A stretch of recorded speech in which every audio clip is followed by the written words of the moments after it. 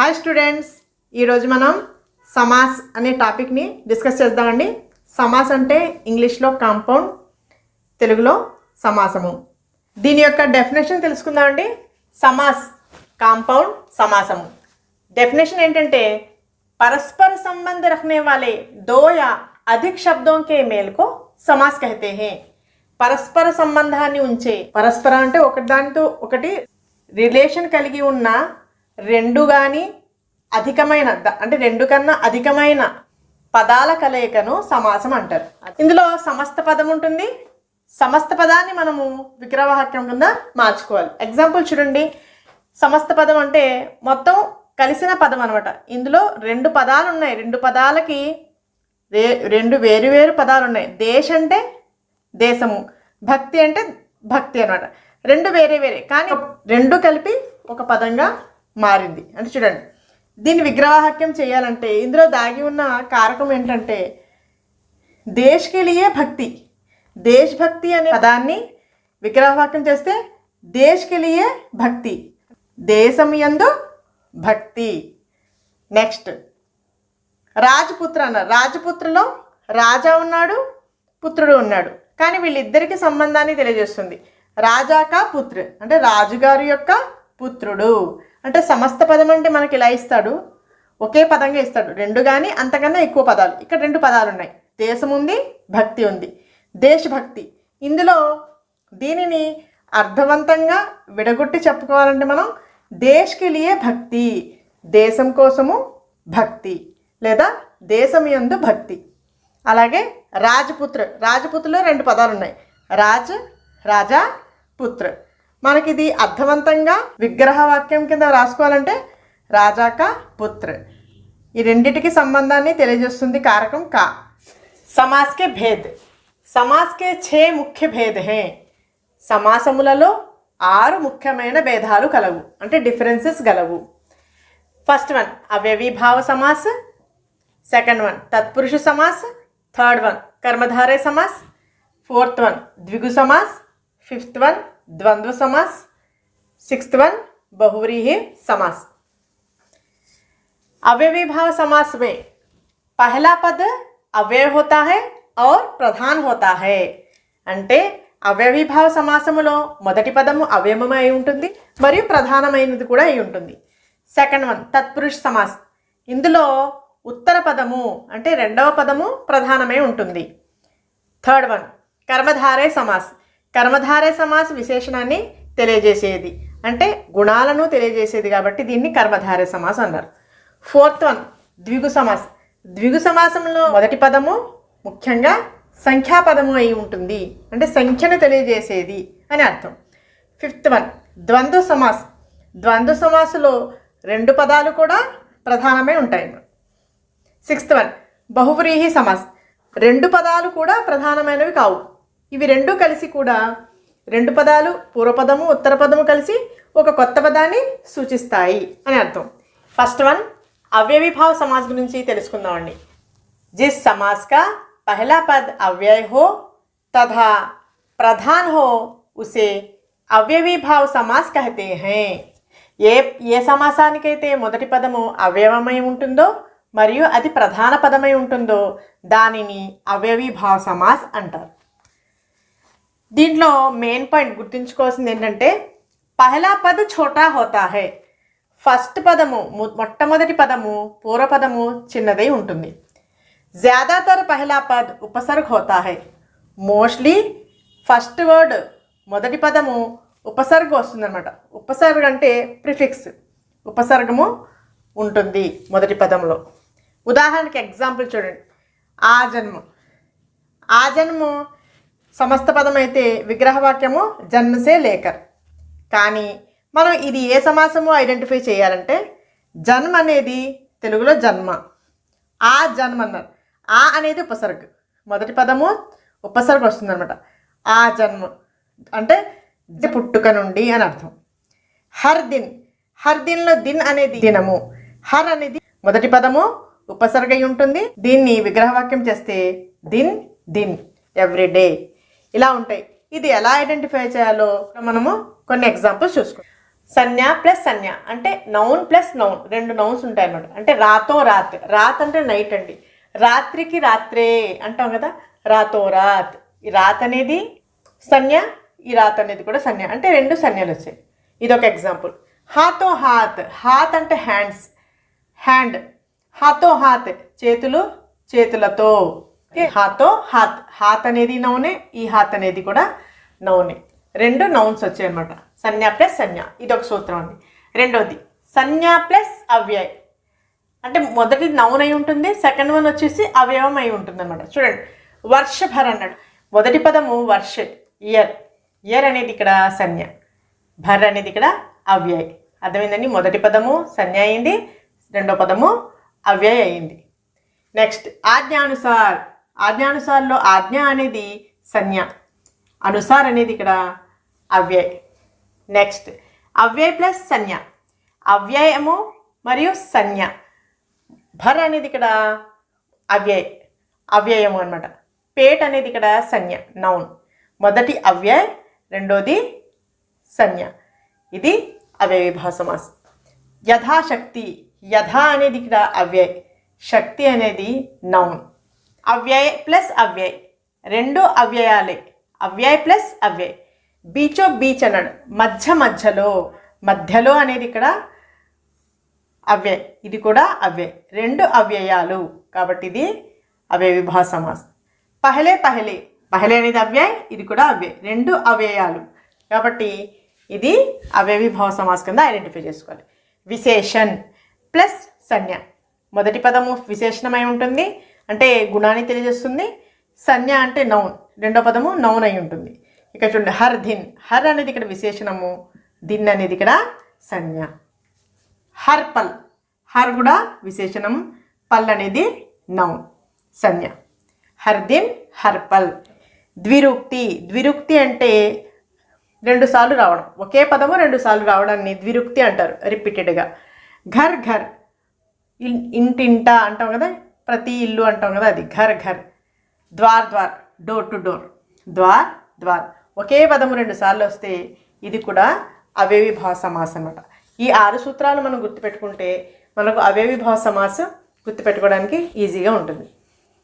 ఇప్పుడు కొన్ని అవ్యయీభావ సమాస్కి సంబంధించిన ఉదాహరణలు చూసుకుందామండి. उदाहरण, निस्संदेह, बिना संदेह के अव्ययीभाव समास. बेशक, बिना शक के अव्ययीभाव समास. बेनाम, बिना नाम के अव्ययीभाव समास. भरपूर, पूरा भर के अव्ययीभाव समास. रात भर, पूरी रात अव्ययीभाव समास. निस्संदेह అంటే సందేహం లేకుండా, నిస్సందేహలో నీ అంటే లేనిది అని అర్థం, సందేహం లేకుండా అనడానికి బినా, బినా అనేది ఇక్కడ అవయవము. నిస్ అనేది మనకు ఉపసర్గ ఉంది కాబట్టి ఇది అవయవం అవుతుంది. బేషక్లో బే అనేది ఉపసర్గు, బేనాంలో బే అనేది ఉపసర్గు, భర్పూర్లో భర్ అనేది, రాత్ భర్లో చివర్లో భర్ అనేది, ఇవన్నీ అవ్యయాలు వచ్చాయి కాబట్టి అవ్యయీభావ సమాస్కి ఎగ్జాంపుల్స్ అవుతాయి. అంటే మోస్ట్లీ ఎగ్జాంపుల్స్ అన్నీ ఉపసర్గతో కలిగి ఉంటాయి. ఇక్కడైతే చివర్లో అవ్యయ్. ఇంకొన్ని ఎగ్జాంపుల్స్ అండి. ఇది సమస్త పదము, ఇది విగ్రహవాక్యము. నిరంతర్, బినా కోయి అంతర్కే. ప్రతిక్షణ్ అంటే హర్ ఎక్షన్. పల్ పల్, హర్ పల్. दिन दिन, प्रतिदिन. घर घर, हर एक घर. सेकंड वन, तत्पुरुष समास. जिस समास का दूसरा पद प्रधान होता है तथा दोनों पदों के बीच कारक चिन्ह लुप्त होता है उसे तत्पुरुष समास कहते हैं. ఏ సమాసానికైతే రెండవ పదము ప్రధానమై ఉంటుందో, అంటే ఉత్తర పదము ప్రధానమై ఉంటుందో, మరియు దోనో పదోं के बीच में రెండు పదాలకు మధ్యలో కారక చిహ్న లుప్త హోతా హై, కారక చిహ్నము కనిపించకుండా ఉంటుందో, ఉసే తత్పురుష సమాస్ కహతే హై, దాన్ని తత్పురుష సమాస్ అంటారు. అర్థమైందండి.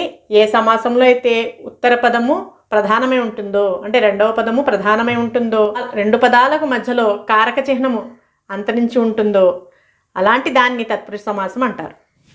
ఉదాహరణ, ఇప్పుడు మనం దీనికి సంబంధించిన ఎగ్జాంపుల్స్ చూసుకుందామండి. రాజ్ కుమార్, రాజ్ కుమార్లో రాజ్ కుమార్ 2 పదాలు ఉన్నాయండి. ఇందులో కుమార్ అనేది ముఖ్యమైన పదము, అంటే ప్రధానమైనది. రాజ్కుమార్ని మనం విగ్రహవాక్యం కింద రాసుకుంటే రాజా కా కుమార్. ఇక్కడ కా అనే కారకం లేదు, చూసారా? అంటే ఇక్కడ దాగి ఉన్నది, కారక చిహ్నం కనిపించట్లేదు. సమస్త పదంలో కనిపించదు, విగ్రహవాక్యం రాసినప్పుడు కారకం కనిపిస్తుంది. రాజా కా కుమార్ అంటే కుమారుడు అనేది ఇక్కడ ముఖ్యమైన పదము. ఎవరు కుమారుడు? రాజు యొక్క కుమారుడు. ఇవి రెండింటినీ తెలియజేస్తే ఏంటి? ఇక్కడ కా కారకం అనమాట. మధ్యలో యొక్క వచ్చింది కాబట్టి, కా వచ్చింది కాబట్టి ఇది తత్పురుష సమాస్కి ఎగ్జాంపుల్. రాజపుత్ర. రాజపుత్రలో 2 పదాలు ఉన్నాయండి. ముఖ్యమైన పదం ఇక్కడ పుత్ర. ఇక్కడ కారకం లేదు. మనం విగ్రహవాక్యం రాసుకుంటే రాజా కా పుత్ర, మధ్యలో కా వచ్చింది అంటే రాజు యొక్క పుత్రుడు. పుత్రుడు అనేది పదం ఇక్కడ ప్రధానమైనది. ఎవరి పుత్రుడు? రాజు యొక్క పుత్రుడు. పాపముక్తలో 2 పదాలు ఉన్నాయి. పాప్సే ముక్త్.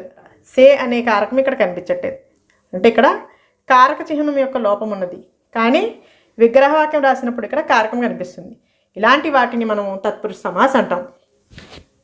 తత్పురుష సమాస్కి 6 ముఖ్య భేద హై. తత్పురుష సమాసానికి 6 ముఖ్యమైన భేదాలు ఉన్నాయి. భేదాలు అంటే డిఫరెన్సెస్ ఉన్నాయి. ఫస్ట్ వన్, కర్మ తత్పురుష సమాస్. మనకు ఈ సమాసంలో కర్త కారకం ఉండదండి. కర్త నే అనే కారకం ఉండదు, కర్మతో స్టార్ట్ అవుతుంది అనమాట. కర్మ తత్పురుష సమాస్. ఫస్ట్ వన్ కర్మ తత్పురుష సమాస్. సమస్త పదంలో కో అనే కారకము లోపిస్తుంది. సెకండ్ వన్ కరణ తత్పురుష సమాస్. కరణ తత్పురుష సమాస్లో సే మరియు కే ద్వారా అనే కారకాలు లోపించి ఉంటాయి. థర్డ్ వన్ సంప్రదాన తత్పురుష సమాస్. సంప్రదాన తత్పురుష సమాస్లో సంప్రదానికి కారక చిహ్నాలు కేలియే. కేలియే అనే కారకము లోపించి ఉంటుంది. Fourth one అపాదాన తత్పురుష్. అపాదాన తత్పురుషుకి కారకము సే అండి. కరణ తత్పురుష సమాసంలో సే అంటే తో లేదా ద్వారా. అపాదాన కారకంలో ఉన్న సే అయితే ఏంటంటే ఫ్రమ్ అనమాట, నుండి. అంటే దేని నుంచి అయినా విడిపోయినప్పుడు ఉపయోగించే కారకము సే. ఇది సమస్త పదంలో లోపించి ఉంటుంది. ఫిఫ్త్ వన్ సంబంధ తత్పురుష సమాసం. కా, కే, కి అనే కారకాలు లోపించి ఉంటాయి. Sixth one అధికరణ్. అధికరణ్ యొక్క కారకాలు మే, పర్. మే అంటే లోపల, పర్ అంటే పైన, మీద. ఈ 2 కారకాలు కూడా సమస్త పదాల్లో లోపించి ఉంటాయి. ఇవి మనము విగ్రహవాక్యం చేసుకున్నప్పుడు మాత్రమే కనిపిస్తాయి అన్నమాట. తత్పురుష సమాస యొక్క కొన్ని ఉదాహరణలు చూసుకుందామండి. ఉదాహరణ జీవన్ పథ్. జీవన్ కా పథ్. కా కారకం వచ్చింది, ఇక్కడ కా కారకము లోపించింది కాబట్టి తత్పురుష సమాస్. భాగ్యవాద్. సమస్త పదము భాగ్యవాద్ అయితే విగ్రహవాక్యము భాగ్యక వాద్. ఇక్కడ కూడా కా కారకం వచ్చింది, ఇక్కడ కా కారకము లోపమైంది కాబట్టి ఇది తత్పురుష సమాస్. రసోయి ఘర్. రసోయి కేలియే ఘర్. ఇక్కడ కేలియే అనేది ఇక్కడ లోపించింది, విగ్రహవాక్యంలో వచ్చింది కాబట్టి ఇది తత్పురుష సమాస్. నర్ సమాజ్. నరక సమాజ్ తత్పురుష సమాస్. అగ్నిపుత్రి. అగ్నికి పుత్రి తత్పురుష సమాస్. సావన్ మేఘ్. సావన్ కే మేఘ్ తత్పురుష సమాస్. ఈ విధంగా మనము కారకాలు ఎక్కడైతే లోపం ఉన్నాయో అవి గుర్తించి విగ్రహవాక్యం రాసుకొని సమాస్ని రాసుకోవాలన్నమాట. ఒక్కొక్క సమాసానికి ఒక్కొక్క ఎగ్జాంపుల్ ఎలా ఉంటుందో ఒకసారి చూసుకుందాం. చూడండి 6 సమాసాలు ఇవి. కర్మ తత్పురుష, కరణ తత్పురుష, సంప్రదాన తత్పురుష, అపాదాన తత్పురుష, సంబంధ తత్పురుష, అధికరణ తత్పురుష. వీటికి మనం ఏ కారకం లోపం అవుతుందో ఎగ్జాంపుల్తో రాశాను. అంటే ఇక్కడ కో లోపం రావాలి. చూడండి స్వర్గ గమన్, ఇక్కడ కారకం లేదు, స్వర్గకో గమన్ అని రాసుకోవాలి. ఇది సమస్త పదము, ఇది విగ్రహవాక్యం. కరణ తత్పురుష సమాస్కి ఒక ఉదాహరణ నీతియుక్త్. నీతియుక్త్లో సే అనే కారకం లోపం ఉందండి, నీతి సే యుక్త్. సంప్రదాన తత్పురుష్. సంప్రదాన తత్పురుష్కి కారకం కేలియే. దేశభక్తి అన్నాడు, దేశభక్తిలో ఇక్కడ కేలియే అనే కారకం లోపం ఉందండి. సమస్త పదం ఇలా రాస్తే మనం విగ్రహవాక్యము దేశ్కే లియే భక్తి అని రాసుకోవాలి. అపాదాన తత్పురుష సమాస్. దీనికి ఎగ్జాంపుల్ పాపముక్త్. ఇక్కడ సే అనేది కారకం లోపం, 2 సేలు ఉన్నాయి చూసారు. ఇక్కడ కరణకారకం సే అయితే దీనికి మీనింగ్ తో వస్తుంది, ఇక్కడున్న సే అయితే నుండి వస్తుంది. పాప్ ముక్త్. పాప్ సే ముక్త్ అంటే పాపము నుండి ముక్తి అని అర్థం. నెక్స్ట్ 5th వన్ సంబంధ తత్పురుష సమాస్. సంబంధ కారకాలు కా, కే, కి వస్తాయండి. కా అనేది ఇక్కడ పుల్లింగు ఏకవచనం, కి అయితే స్త్రీలింగు ఏకవచనం, కే అయితే పుల్లింగు బహువచనం వస్తుంది. శివాలయ్, శివాలయలో కా అనే కారకం లోపం ఉంది. విగ్రహవాక్యము శివ్ కా ఆలయ్ అని రాసుకోవాలి. అధికరణ తత్పురుష్, అధికరణ కారకాలంటే మే పర్ అని వస్తాయండి. ఇక్కడ పర్తో ఒక ఎగ్జాంపుల్ ఇచ్చాను చూడండి. ఆప్ బీతి అన్నాడు. ఆప్ బీతిలో ఇక్కడ కారకం లోపం ఉందండి. ఆప్ పర్ बीती అని అర్థం. कर्मधारय समास, जिस समास का उत्तर पद प्रधान होता है तथा पूर्व पद व उत्तर पद में उपमान उपमेय तथा विशेषण विशेष्य का संबंध होता है उसे कर्मधारय समास कहते हैं. जिस समास का, ఏ సమాసానికైతే ఉత్తర పద అంటే రెండవ పదము, పూర్వపదం అంటే మొదటి పదము, ఉత్తర పదం అంటే రెండవ పదం. ఉత్తర పద ప్రధాన హోతా హై, రెండు పదాలుంటే రెండవ పదము ప్రధానమై ఉంటుందో. తథా పూర్వపద వ ఉత్తర పదమే, పూర్వపదము మరియు ఉత్తర పదములో ఉపమాన్ ఉపమే, ఉపమాన్ అంటే పోలిక, ఉపమే అంటే ఏదైతే పోల్చుతున్నామో పోల్చబడేది అని అర్థం.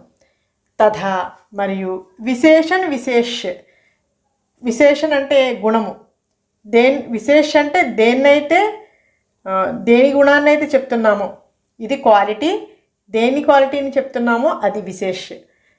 కా సంబంధ హోతా హై, వాటి యొక్క సంబంధం ఉంటుంది. అంటే ఉపమానాలు ఉపమేయము విశేషణ్ విశేష యొక్క సంబంధం కలిగి ఉంటుంది.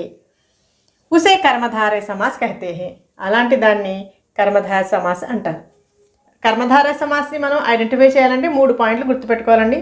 దానివల్ల మనకు కర్మధారయ సమాస్ గుర్తించడానికి ఈజీగా ఉంటుందన్నమాట. అవేంటో చూద్దాం. ఫస్ట్ పాయింట్, పహలా పద జ్యాదాతర్ విశేషణ హోతా హై, మొదటి పదము ఎక్కువగా మోస్ట్లీ విశేషణమై ఉంటుంది, అంటే గుణాన్ని తెలియజేసేది అయి ఉంటుంది. సెకండ్ పాయింట్, దూసరే పదకి తులనా హోతీ హై, ఇందులో రెండో పదాన్ని కంపేర్ చేయడం జరుగుతుంది. అంటే తులన అంటే కంపారిజన్, పోల్చడం, రెండో పదాన్ని పోల్చడం జరుగుతుంది. థర్డ్ పాయింట్, विग्रह करने पर दोनों में के समान है जो आते हैं, విగ్రహవాక్యం రాసుకున్నప్పుడు వాటి మధ్యలో కే సమాన్ హైజో అనే పదాలు వస్తాయన్నమాట. కే సమాన్ అంటే దానితో సమానమైన అని అర్థం. హైజో అంటే ఏదైతే ఉందో, ఎవరైతే ఉన్నారో అని అర్థం. ఉదాహరణ, చరణ కమల్ అన్నాడు. విగ్రహవాక్య కన్నే పర్ కమల్ కే సమాన్ చరణ్, కమలంతో సమానమైన చరణాలు. చరణాలు అంటే పాదాలు అనమాట. పాదాలను దేంతో పోల్చారండి? కమలంతో పోల్చారు. అర్థమైందండి? రెండో పదము పోల్చబడింది దేంతోటి? కమలంతో. ఇక్కడ చరణ కమల్ అన్నాడు. చరణాన్ని కమలంతో పోల్చారు కాబట్టి కమలం అనేది ఇక్కడ విశేషణమైతే చరణ్ అనేది విశేష. Next point, next example, mahapurush విగ్రహ కన్నే పర్ మహాన్ హై జో పురుష్ అవుతుంది. ఏ పురుషుడైతే మహానీయుడు అని అర్థం. ఇక్కడ మహా అనేది విశేషణ్, పురుష్ అనేది విశేష్. క్రోధాగ్ని, క్రోధాగ్ని అగ్ని లాంటి క్రోధము అనమాట. అగ్ని రూపి క్రోధ్, క్రోధ్ కైసా హై అగ్ని రూపి, అంటే క్రోధము అంటే కోపము ఎలా ఉందంట? అగ్నిలా ఉంది. అంటే క్రోధాన్ని అగ్నితో పోల్చారు. ద్విగు సమాస్, जिस समास का पहला पद संख्यावाचक होता है वह द्विगु समास कहलाता है. ఏ సమాసానికైతే మొదటి పదము సంఖ్యావాచకమై ఉంటుందో అది ద్విగు సమాసము అని పిలువబడుతుంది అని అర్థం. ఉదాహరణ, ఎగ్జాంపుల్, ఫస్ట్ వన్, చౌరాహా, చార్ రాహోం కా సమాహార్. చౌరాహా అంటే 4 మార్గాలు కలిగి ఉంటుంది కదండి, సెంటర్. ఆ సెంటర్ని ఏమంటారంటే చౌరాహా అంటారు. అంటే 4 మార్గాలు కలిసి ఉన్నదాన్ని చౌరాహా అంటారు. మొట్టమొదటి పదము చార్ సంఖ్యావాచకం కాబట్టి ఇది ద్విగు సమాస్. త్రికోణ్, 3 కోణం కా సమూహం. త్రికోణం అంటే 3 కోణాల సమూహము అని అర్థం. మొదటి పదం ఇక్కడ సంఖ్యావాచకము కాబట్టి ఇది ద్విగు సమాస్. తిరంగా, 3 రంగోం కా సమాహారం. 3 రంగుల సమాహారము అని అర్థం. మొదటి పదము సంఖ్యను తెలియజేస్తుంది కాబట్టి ఇది కూడా ద్విగు సమాసము.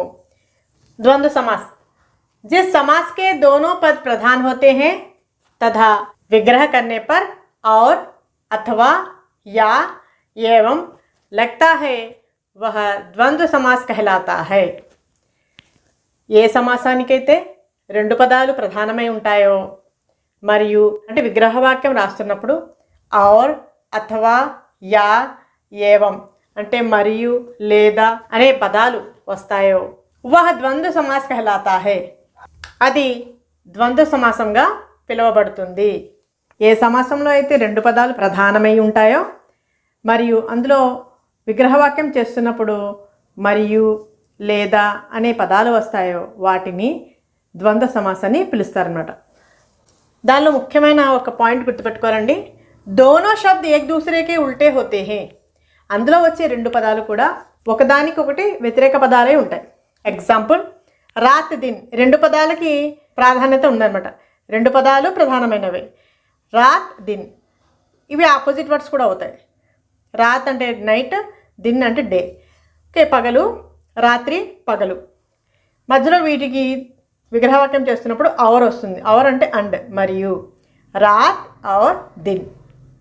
నెక్స్ట్ సుఖ్ దుఃఖ్, సుఖము దుఃఖము రెండు ప్రధానమైనవి. రెండు పదాలకు ప్రాధాన్యత ఉంది, కానీ దీన్ని విగ్రహవాక్యం చేస్తున్నప్పుడు సుఖ్ ఔర్ దుఃఖ్ మధ్యలో ఏమొచ్చిందండి, ఇక్కడ ఔర్ అనే పదం వస్తుంది. ఇవి రెండు కూడా ఆపోజిట్ వర్డ్స్ కూడా అయి ఉంటాయి. ఇదండి. ఇప్పుడు మనం బహువ్రీహి సమాస్ గురించి తెలుసుకుందాం. बहुव्रीहि समास, इस समास में कोई भी पद प्रधान नहीं होता है. दोनों पद मिलकर किसी तीसरे पद के ओर संकेत करते हैं. इस समास में ఈ సమాసంలో कोई भी पद प्रधान नहीं होता, ఏ పదము కూడా ప్రధానమై ఉండదు. दोनों पद मिलकर రెండు పదాలు కలిసి किसी तीसरे पद के ओर संकेत करते हैं, ఏదో ఒక మూడో పదం వైపు సంకేతాన్ని చూపిస్తుంటాయి. అంటే రెండు పదాలు కలిసి ఒక కొత్త అర్థాన్ని ఇస్తాయి అన్నమాట, ఒక మూడో పదాన్ని చూపిస్తాయి. ఎగ్జాంపుల్ ఉదాహరణ చతుర్భుజ్. చతుర్భుజ్ అంటే నాలుగు భుజాలు. చార్ హే భుజాయే జిస్కి అంటే ఎవరికైతే నాలుగు భుజాలు కలిగి ఉన్నవో, ఎవరైతే నాలుగు భుజాలు కలిగి ఉన్నారో అతనికి ఒక పేరు ఉంటుంది. కాబట్టి అర్థాత్ అంటే అర్థం ఏంటంటే విష్ణు అని అర్థం. అర్థమైంది కదా. చతుర్భుజ్కి ఇలా విగ్రహవాక్యం చేసుకొని విష్ణు అని రాసుకోవాలి. ఇలాంటివి మనం ఇంకొన్ని ఎగ్జాంపుల్స్ కూడా రాసుకొని చూసుకుందాం. ఎగ్జాంపుల్స్ చూసుకుందాం. ఫస్ట్ వన్ నీలకంఠ. నీలా హే కంఠ జిస్కా. నీలకంఠ అని ఎవరిని అంటారండి, ఎవరిదైతే కంఠము నీలంగా ఉందో అతనికి అంటారు. అతనికి ఒక పేరు ఉంటుంది, అది శివజీ. ఇలా రాసుకోవాలి. నీలకంఠ, నీలా హే కంఠ జిస్కా, శివజీ. సెకండ్ వన్ లంబోదర్. లంబా హే ఉదర్ జిస్కా.